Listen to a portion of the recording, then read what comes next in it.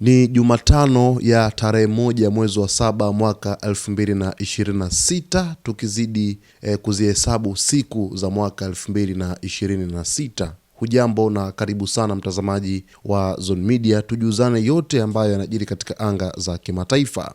Sasa Israel imemkamata raia wa Marekani kwa tuhuma za kuifanyia Irani ujasusi. Taarifa inasema polisi wa Israel wamemkamata raia wa Marekani mwenye umri wa miaka 20 kwa tuhuma za kuifanyia Irani shughuli za ujasusi, ikiwemo kupiga picha na kurekodi video za maeneo yanayodaiwa kuwa nyeti nchini Israel.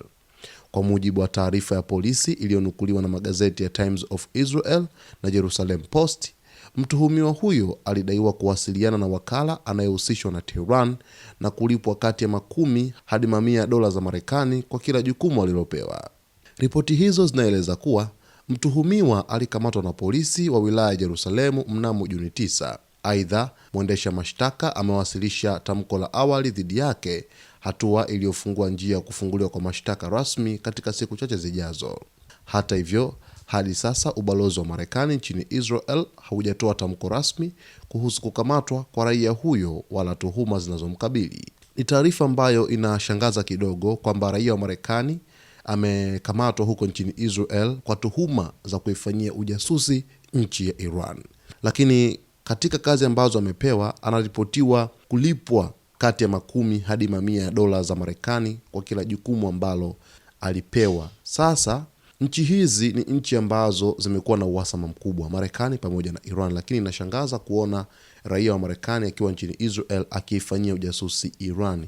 Tunasema kwenye msafara wa mamba kenge pia wamo, hawakosekani. Ndio hiki kisa ambacho kinaeleza hapa kwamba raia huyu amekamatwa huko nchini Israel kwa tuhuma za kuifanyia ujasusi Iran. Lakini taarifa hizi bado ubalozi wa Marekani nchini Israel haujatoa tamko, na sina shaka punde tu wataweza kutoa tamko juu ya taarifa hii, na ikithibitika wazi basi atafikishwa katika vyombo vya dola na kuchukuliwa hatua zaidi za kisheria kwa mujibu wa Israel.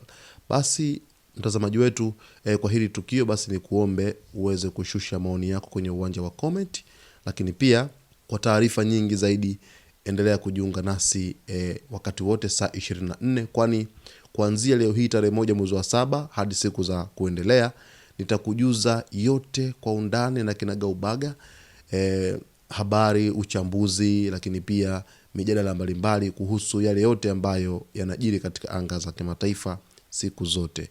Hivyo kama bado hujaweza kuungana nasi kwa upande wa kusubscribe, ni kuombe uweze kusubscribe channel yetu, lakini kulike video zetu, kucomment pamoja na kushare, ili ujiweke karibu zaidi na Zone Media wakati wote. Pata taarifa moto moto, lakini pia kwa haraka zaidi.